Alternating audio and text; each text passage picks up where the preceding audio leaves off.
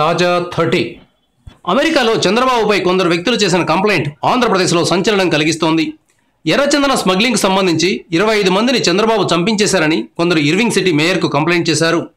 చంద్రబాబు అక్రమంగా అమెరికాలో తిరుగుతున్నారని, భారీ ఎత్తున నిధులు సమీకరిస్తున్నారని విచారణ జరిపించాలని మెయిల్లో కోరారు. దీనిపై ఇర్వింగ్ సిటీ మేయర్ పోలీసులను విచారణ జరపమని సూచించారు. మేయర్కు వచ్చింది తప్పుడు మెయిల్ అని పోలీసులు తేల్చారు. దీంతో వైసీపీకి అనుబంధంగా ఉన్నవారే చంద్రబాబు మీద అమెరికాలో కంప్లైంట్ చేశారని టీడీపీ నేతలు సోమిరెడ్డి చంద్రమోహన్ రెడ్డి, దేవినేని ఉమామహేశ్వరరావులు ఆరోపించారు. ఈ ఆరోపణలపై వైసీపీ అధినేత జోగి రమేష్ స్పందించారు. ఈ సోమిరెడ్డి చంద్రమోహన్ రెడ్డి ఏం మాట్లాడతాడు? సోదిరెడ్డి చంద్రమోహన్ రెడ్డిగా మారిపోయాడు.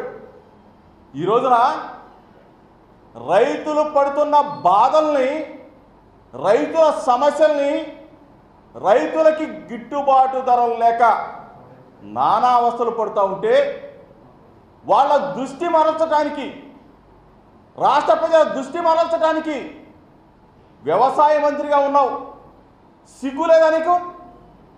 రైతుల గురించి మాట్లాడటం మానేసి నువ్వు ఎక్కడో అమెరికా పర్యటనలో చంద్రబాబు నాయుడు గారిని దొంగ అన్నారు. దొంగ అంటే అమెరికా పోలీసులు తెలుస్తారయ్యా. చంద్రబాబు నాయుడు గారు పెట్టుబడుల కోసం వచ్చారా? పెట్టుబడుల్ని ఆంధ్రప్రదేశ్ రాష్ట్రానికి తీసుకురావడం కోసం వచ్చారా?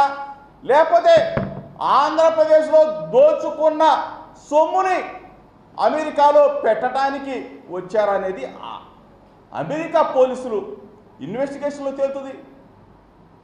ఈమెయిల్స్ ఎవరు పంపించారో అమెరికా పోలీసులు చూస్తారు.